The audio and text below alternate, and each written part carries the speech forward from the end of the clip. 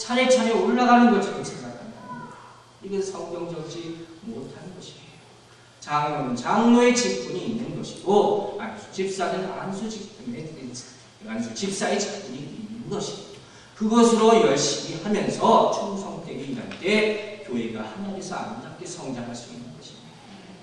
여러분 항상 이것을 기억하시기 바랍니다. 하나님께서 하나님의 백성의 교회를 세우시고 그 직분을 주시는데 누가 높고 누가 낮고 이거 하려고 직분을 주셨겠습니까? 이러한 하나님이시겠습니까? 근데 우리 인간들이 무지해서 우리의 생각대로 높고 낮음을 만들어놨다는 거예요. 여러분 교회의 직책은 받은 은사요 봉사하는 방법 중에 하나라 했습니다. 하나님은 우리를 똑같이 사랑하십니다. 하나님은 우리 기도를 똑같이 다 들으시는 줄로 믿으시기 바랍니다. 목사의 기도 잘 듣고 장로의 기도 그 다음으로 잘 드시고 이런 게 아니라는 거예요. 간절한 마음으로 기도하는 한 생명의 기도를 다 응답하시는 주님이심을 믿으시는 여러분들이 되시기 바랍니다. 자, 이제 예수님께서 이런 처분이 없는 질문을 받으셨어요. 예수님 마음이 어떻겠습니까? 세상 말로 하면 정말 답답한 것이요. 말도 안 되는 기가 막힌 거예요. 여기에 대해서 예수님께서 대답을 하시는데 천국에서 누가 크냐에 대한 질문에 대답을 하는 것이 아니라 예수님의 대답은 되묻는 거예요. 누가 천국에 들어갈 수 있냐 이렇게 묻습니다. 그리고 여기에 대한 대답은 무엇입니까? 오늘 본문 가운데로 어린아이와 같이 자기를 낮추는 겸손한 마음을 갖고 있는 자가 천국에 들어갈 수 있다 이렇게 말씀하십니다. 그리고 이 구절 우리가 너무도 잘 아는 구절입니다. 그래서 항상 우리는 어린아이 같이 이렇게 얘기를 합니다. 그런데 새삼스럽게 제가 이를 가만히 보다 보니까 이게 조금 이해가 안 가더라는 거예요. 뭐가 이해가 안 가냐? 분명히 어린아이와 같이 자기를 낮추는 겸손한 마음이라고 했는데 요새 애들이 이렇게 자기를 낮춥니까? 겸손합니까? 나는 아무리 생각해도 이게 앞뒤가 안 맞는 것 같아요. 아이들이 겸손하고 자기를 낮추기는커녕 요새 보면 더 대들지 않습니까? 젊은 엄마들 말을 들어보면 가끔가다 이런 얘기를 해요. 얄밉대. 때로는 내 자식이지만 얄밉대는 거예요. 뭐가 얄밉냐고. 너무 애들이 똘똘하고 또 영악하니까 말대꾸하고 말대답하고 그러니까 뭐 사랑하는 거 사랑하는 거지만 그럴 때가 있잖아요. 이게 무슨 겸손이고 무슨 낮아진 거 이게 어디냐. 이제 고민을 했어요. 이걸 어떻게 내가 생각을 해야 되나. 그러면서 우리 아이를 가만히 한 주 동안 이렇게 봤습니다.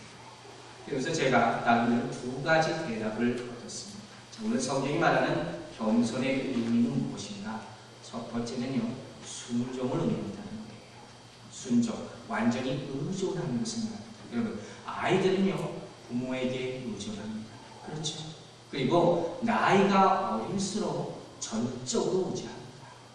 자, 어제 아이들 몇 명을 제가 봤는데, 그 성민이 있지 않습니까? 우리 전 집사님 아들. 몸이 많이 컸어요. 볼 때마다 점점 많이 큽니다. 근데 어제 밥 먹는 걸 보니까 벌써 지가 지 손으로 밥을 먹어요. 죄송한 말씀이지만, 그럼 벌써 부모로부터 떠나기 시작. 자기가 제밥 먹겠다는 게 자기 마음대로. 그 동작이 점점 어려우시는 거예요. 성경적으로 말하면 자기 의가 들어가기 시작합니다.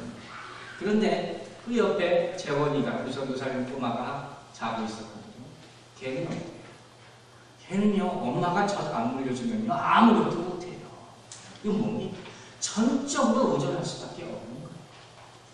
그리고 여러분, 하나님은 이와 같이 하나님께 전적으로 의존하는 사람이 천국으로 들어올 수 있다고 말하고 계심을 기억하시기 바랍니다. 자, 두 번째로 이 겸손의 의미는 무엇이냐? 바로 불완전하고 미숙하다는 겁니다. 여러분, 아이들을 보세요. 제 아이를 얘기해서 또 죄송합니다만, 애가 보면 참 기가 막힐 때가 많아요. 좀 엉뚱할 때도 많고, 저거 왜 저럴까 할 때가 어처구니 없을 때가 많은데, 어젯밤에도 우리 토마스 비디오를 안 보여주다가 외간만에 엄마가 비디오를 보여준다고. 그러니까 얘가 자기 직접 말고 토마스 하고 한 거 아니지. 겨우 엄마가 그러다가 직접 우는 걸 제었다. 그 모습을 보면서 제가 어떤 생각을 하겠어요? 웃음이 나와요. 웃음이 나오는데 그러고 질질 끌려가는 모습이 이쁘더라고요. 참 희한하죠. 근데 그러면서 순간 제가 어떤 생각이 들었냐면 모르겠어요. 하나님이 얘를 더 이뻐하실까? 나를 더 이뻐하실까? 내가 보기에는 좀 참 말 안 듣는 것 같은데 하나님이 보시기에는 누구를 더 이뻐하실까? 내 스스로가 안타깝지만 내 생각에는 우리 아들도 이뻐하실 것 같아요. 하늘나라는요 완전한 사람이 들어가는 곳이 아닙니다. 미숙하고 모자라고 불완전한 것 같아도 그 사람은 하나님께서 더 사랑할 수 있다는 사실을 꼭 기억하시는 여러분들 되시기 바랍니다. 여러분, 우리는 때때로 우리의 믿음이 얼마나 교활한지, 우리의 믿음이 얼마나 기살적인지 생각해 봐야 합니다. 부끄러울 때가 한두 번이 아니라는 사실을 다시 한번 생각해 봐야 합니다. 자, 이제 오늘 5절을 보면 오늘의 주제를 알 수 있는 우리에게 명하신 하나님의 실천의 방법이 나옵니다. 자, 5절을 함께 읽도록 하겠습니다. 시작. 또 누구든지 내 이름으로 이런 어린아이 하나를 영접하면 또 나를 영접하니. 이 구절은 굉장히 중요한 구절입니다. 왜냐하면 이 말씀은 우리에게 기독교의 기초적인 교리를 설명해주고 있기 때문이에요. 우리가 구원받는다, 천국 간다 할 때 어떻게 천국을 간다 했습니까? 간단하게 말해서 우리는 믿음으로 말미암아, 오직 믿음으로 말미암아 우리는 천국에 갈 수 있고 구원받을 수 있다, 이렇게 설명하는 게 혹시 우리가 알고 있는 기본적인 기독교 가장 기초적인 것입니다. 근데 여기에 동반되는 윤리적인 행동 강령이라는 것이 있어요. 그것이 무엇이냐? 바로 오늘 본문의 말씀. 예수의 이름으로 이 아이를 영접하라는 것입니다. 사도 바울의 서신서를 보면 항상 반반으로 나눠진다 했죠. 앞에는 교리에 대해서 설명이 있고 뒤에는 윤리적인 설명이 있습니다. 이와 같은 교리대로 이렇게 살라는 것입니다.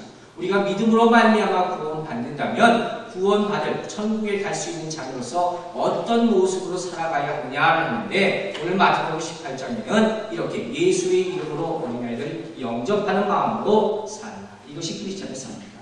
이렇게 얘기하고 있습니다. 여러분 다 천국 가고 싶으시죠? 우린 다 천국을 꿈꾸면서 삽니다. 그런데 우리가 천국 가봤습니다. 가보지도 않았잖아요. 근데도 천국에 가기를 몰라요. 왜 그렇습니까? 천국은 좋은 곳이다 하는 생각을 우리 가지고 있거든요. 은연중에, 무의식 중에. 그래서 내 마음 가운데는 천국 이고 행복이라는 공식이 성립되어 있습니다. 천국은 행복한 곳일 것이다. 바로 이 이유 때문에 오늘 주님께서 제자들에게 이와 같은 말씀을 전합니다. 즉 어린아이를 보세요. 이 어린